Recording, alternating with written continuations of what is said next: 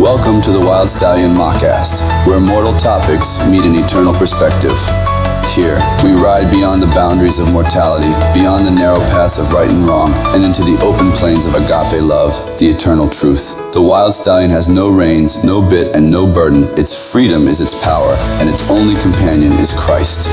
Not a rider to dominate, but a presence to guide, walking beside with the strength of eternity.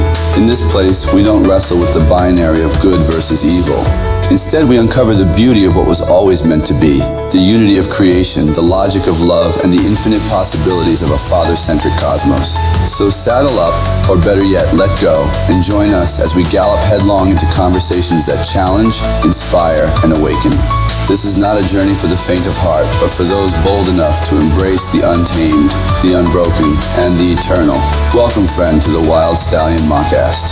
The plains are endless, and the ride begins now.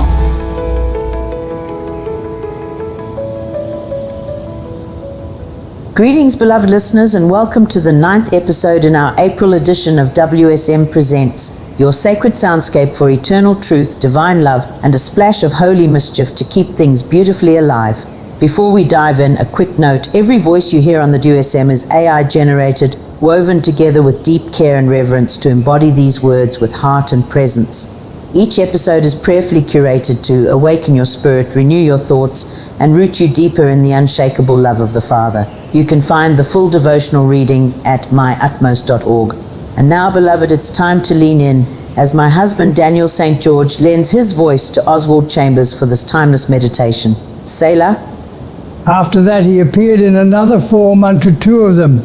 Mark 16 and verse 12. Being saved and seeing Jesus are not the same thing. Many are partakers of God's grace who have never seen Jesus. When once you have seen Jesus, you can never be the same. Other things do not appeal as they used to do. Always distinguish between what you see Jesus to be and what he has done for you. If you only know what he has done for you, you have not a big enough God. But if you have had a vision of Jesus as he is, experiences can come and go. You will endure as seeing him who is invisible. The man blind from his birth did not know who Jesus was until he appeared and revealed himself to him. Jesus appears to those for whom he has done something, but we cannot dictate when he will come. Suddenly, at any turn, he may come. Now I see him. Jesus must appear to your friend as well as to you. No one can see Jesus with your eyes. Severance takes place where one and not the other has seen Jesus. You cannot bring your friend unless God brings him. Have you seen Jesus? Then you will want others to see him too.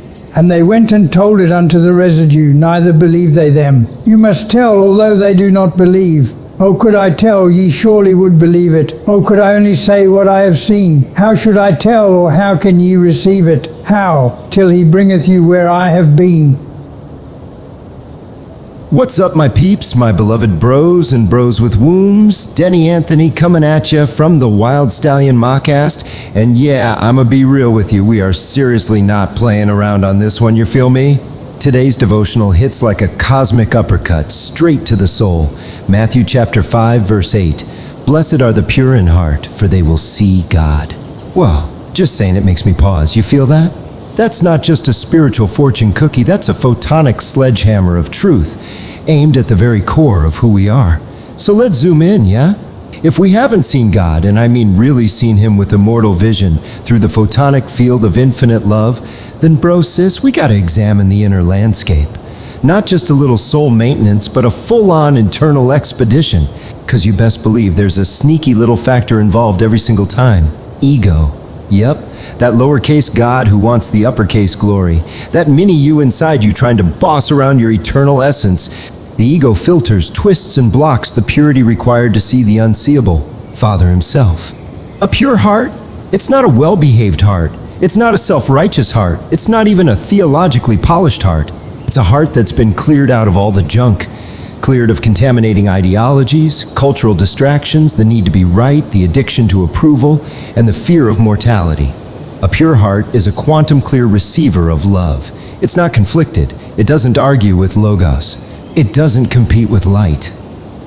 It just beholds. You see, when we really see him, we see with eyes that are not subject to death. Not those peepers behind your skull. Nah, I'm talking about your everlasting eyes.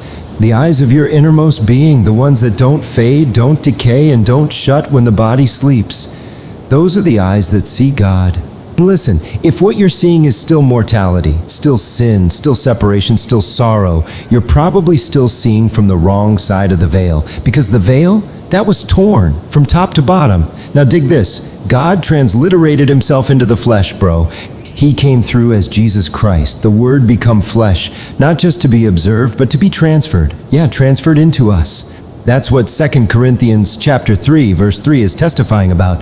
You show that you are a letter from Christ, written not with ink, but with the Spirit of the living God, not on tablets of stone, but on tablets of human hearts. Boom. You're not just reading the Word, you're becoming the Word in motion. You're a living, breathing document of God's immortality, encoded not with ancient scripts, but with eternal spirit. So, yeah, once you've seen him, you can't unsee him. But here's the tough part, my friends. When you've seen him, and your people haven't, that's when the sword Jesus mentioned slices through the timeline of your relationships. I have not come to bring peace, but a sword. Matthew 10:34. It ain't about conflict for the sake of drama. It's division for the sake of clarity. Because vision, true, divine vision, doesn't always translate. People don't always see what you see. That's why Logos always moves by individual encounter. And by individual encounter, I really mean unique and intimate encounter. Because let's face it, the purpose of allowing division was to allow for sanctification within a construct that rejected the truth himself. You feel me? And people can't see what we see if they haven't seen it, yeah? So don't force it, peeps. Don't beg anyone to enter your vision. Just be the letter, be the vessel. Shine on and let the ones who are ready see. Because at the end of the photonic spectrum, it comes down to this. Are we ready to see as Father sees? Are we ready to push out the entire world, its illusions, its accolades, its petty squabbles and seductive comforts, for the sake of a singular gaze? Yeah? Behold, the face of God. This has been a very enlightening contemplation. I'm hoping it is equally as enlightening for you listeners. Until the next, I'm Denny Anthony reminding you to stay true, stay righteous, and stay wild for love. Yeah? Amen. Hey there, friend. Are you ready to break free from the old, tired rules of physics that limit your world? Are you searching for a way to not just survive, but thrive in a universe of infinite possibility? Then hold on tight, because the Principles of Father's Physics by Denny Anthony are here to transform your reality. Imagine this, a universe built on the immortal atom of God, the IAG, the ultimate building block of existence. It's not just science, it's the foundation of eternity. At the heart of the IAG lies the singularity particle, a core of pure protons that replaces the chaotic, fragile nucleus of old. But wait, there's more. Orbiting this singularity is the ionic particle, a single positively charged marvel in superposition, eliminating the need for electrons. And binding it all together, the luminous photonic lattice, the cosmic glue that ensures balance, harmony, and unity in all things. But the IAG is just the beginning. Welcome to Father's Quantum Framework, where every law of motion and energy is redefined. The universal law of inertia reveals that nothing is truly still. Motion is powered by consciousness, will, and intention. The universal law of momentum says light itself governs matter, giving you control over vibrational energy.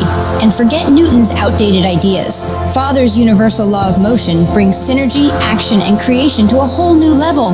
And what ties it all together? Father's mathematics, a revolutionary base 3 cyclical system. Say goodbye to zero, fractions, and decimals. This is unity in motion. 3 equals 1, endlessly cycling, endlessly creating. From 1 to 9, it's perfection, balance, and limitless possibility. This isn't just a theory. It's your key to survival and a brighter, eternal future. A world where love, light, and life are infinite, and decay and death are left behind forever. So, what are you waiting for? Step into the light of the Father's physics universe and embrace the power of the immortal atom of God. Claim your future right now. Visit us online exclusively on YouTube via the Wild Stallion Mockast channel. Yes. You know you want to.